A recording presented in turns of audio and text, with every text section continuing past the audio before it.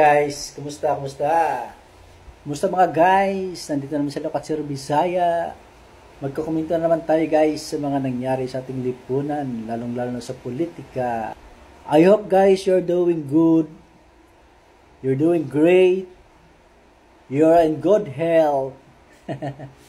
Ingat kayo parati kung nasaan man kayo sa mundo, lalong-lalo na sa Israel and Iran. Magulong-magulo talaga guys ang Middle East ngayon guys. Kaya ingat. Parang hindi pa naman yata kayo pinapahalagahan ng ating gobyerno sa ngayon. Hayaan lang daw kayo mag-decide kung uuwi na ba kayo or hindi pa. Kung nag-enjoy pa kayo dyan sa gera ng Israel at saka sa Iran, o dyan lang muna kayo, diba? Pero kung nanginginig na kayo sa takot, sa nervyos, dahil sa nakita nyo nagliliparan ng mga missile, nagliliparan ng mga bala, o di, mag-decide na kayong umuwi, di ba? Call 911. Sa panahon na ito guys, maraming mga magician na nagkalat sa ating lansangan, lalong-lalo na sa politika. Oo, marami. Marami mga nagkalat na mga magician. Kaya nga, magtaka ka, yung sinulid na nakapasok na sa karayom, na ilabas, at naipalit, at naipasok yung tuso. Troso. Biruin mo yon, troso, nakapasok sa butas ng karayom. Oh. May kasabihan nga yung mga expert, nothing impossible if the price is right. So ang tanong dyan, Comelec, how much? Tanong lang yun ha, nagtatanong lang ako kung sakto ba yung katagang nothing impossible if the price is right. How much? Tanong lang. Ganon kagaling ang magician dito sa atin sa Pilipinas. Sa panahon ni BBM ngayon, maraming magician. Kaya ito guys, pakita ko sa inyo kung gaano kagaling mag-magic ang ating gobyerno. Kahit natalo sa boto, pwede pang manalo basta ma-disqualify lang ang nanalong kalaban. Formal nang idineklara ng 2nd Division ng Comelec si Congressman Benny Abante bilang nanalong kongresista ng ika-6 na distrito ng Maynila. Hold up. Formal nang idineklara ng 2nd Division ng Comelec si Congressman Benny Abante bilang nanalong kongresista ng ika-6 na distrito ng Maynila matapos ideklarang walang bisa ang Certificate of Candidacy ng kaniyang katunggali na si Joey Uy. Sa naging desisyon ng Comelec nitong Miyerkules, kinilala si Uy bilang non-candidate. Diba? Kung gaano sila kagaling magpalusot ng tuso sa butas ng karayom. Diba? Oh, kung gaano nila binamaniubra. Biruin mo, natapos na ang lahat, nakapagboto na ang mga tao, nakapag-declare na sila ng mga nananalo, tapos sa kalaunan, i-declare lang siyang non-candidate. Anong klase yan? Diba? So, ibig sabihin, from the start, yung mga nakatuka dyan, na mag-validate doon sa COC ng mga candidates, hindi nila ginagampanan ang kanilang trabaho. Oh, di ba? Kasi kung gano'n pala ang kanilang conclusion na non-candidate yung tao, dapat from the beginning, void na yung application niya. O bakit ipinagpatuloy? Di ba? Oh, nakailang strike ka na. Comelec. Una yung kalaban ni Martin Romualdez sa Leyte, bigla mong dinesqualified. Di ba? Oh. Tapos, sumunod, si Bam Aquino at saka si Coco Pangilinan. Umiiyak na nga si Sharon Cunita kasi walang bumoto sa kanyang asawa. At saka sila Bam, hindi na nga sila umaasang manalo, pero all of the sudden, bigla na lang silang nag-number 5. bigla na lang silang pumasok sa top 10. O, biruin mo yon. O? Tapos ngayon, bigla ka magtanggal ng isang legit na nanalo na congressman sa Metro Manila, ipalit mo yung natalo. Ano yung kalukuhan na yan? Di ba? O. Kaya, marami ka na mga kababalaghan na ginagawa dyan sa Comelec. Kaya kailangan ng totally revamp dyan sa Comelec kasi wala mga inutil ang mga tao dyan Kaya bilang isang ordinaryong mamamayan, hindi mo maiwasan mag-isip na magkano ba Comelec? Di ba? Sakto ba yung katagang nothing is impossible if the price is right? Ganun ba yon?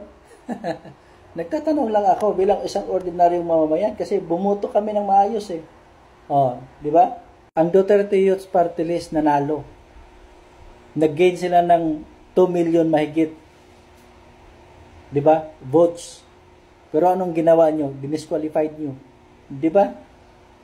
Hindi nyo pinapahalagan ang karapatan ng mga voters. Di ba? Anong tawag dyan? So, kayo nang bahala kung anong itawag nyo dyan. Basta, yun na yun. Ito si BBM, mahilig siya magpa-mass resignation. Bakit ayaw niya ipa-resign ang lahat ng mga tao dyan sa Comelec? Mga inutil yan Hindi nila ginagawa ang kanilang tungkulin di ba? Ipa-resign mo na sila. Ano pang hinihintay mo? May mga nag-advise na mga expert kuno. Dami kasi mga expert dito sa Pilipinas, guys. Mga legal luminaries, sabi nila. Na i-contest daw yung decision ng Comelec Inc. Bank sa higher level. Kahit saan mo pa i-contest yan, wala mangyayari dyan kasi alam naman natin, di ba? Na if the price is right, alangan naman, babaliin niya pa yung decision nila. The deal is done. Di ba?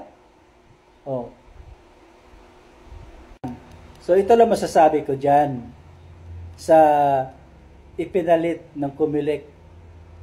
Di ba? Proud ka? Uupo ka dyan sa Congress na ninakaw mo lang yung posisyon mo. Proud ka niyan. Di ba?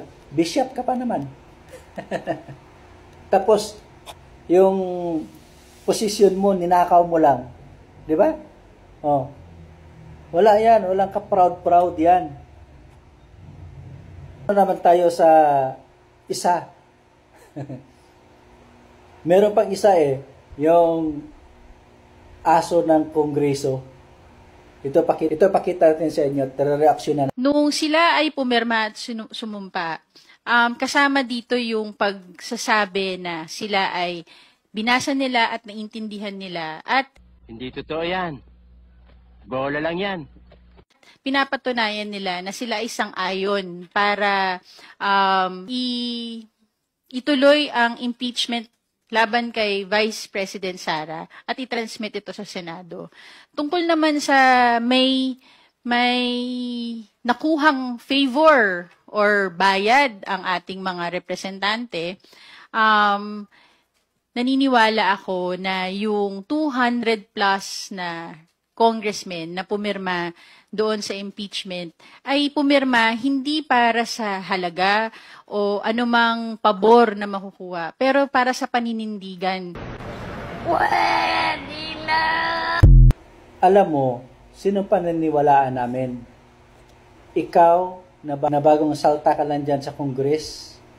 Or yung mga congressman mismo na involved doon talaga sa pagpipirma sa impeachment ni BP Sara.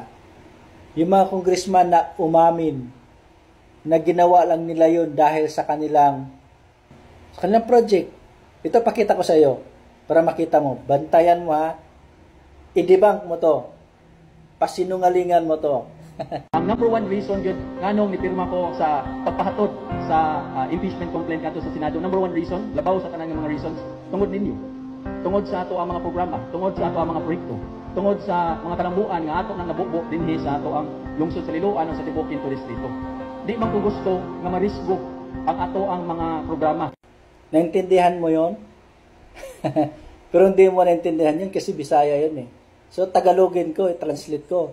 Sabi niya, ang number one reason kung bakit pumirma siya sa impeachment ni BP Sara para ihatid yung article of impeachment ni BP Sara is para sa kanya mga project. Kasi ayaw niyang mawala yung mga project niya dahil sa mga constituent niya. Ganon ang sabi niya. Oh. So, ibig sabihin, kung hindi siya pumirma sa impeachment ni BP Sara, iipitin yung project niya. Di ba? Oh, ganon yung ibig niya sabihin eh. Pero since na pumirma siya, so ngayon, save ang project niya. Tuloy ang project niya. Tuloy ang maligayang araw niya. Oh. Sino papaniwalaan natin ngayon? Sino mas may kredibilidad sa inyong dalawa? Ikaw na ordinary ka lang yan sa Congress, bagong salta ka lang, or yung isa na congressman, tang-an na dyan sa Congress, na si Prasco. Di ba? Oh. Alright guys, hanggang dito na lang ako at maraming salamat sa mga nanonood sa akin. At thank you so much sa lahat ng mga bago nating subscribers sa ating YouTube at mga followers sa Facebook at saka sa TikTok. Thank you so much sa inyong pagtitiwala sa akin. Maraming salamat. Ingat kayo parati. God bless. Kung saan man kayo sa lupalop ng mundo. Bye-bye.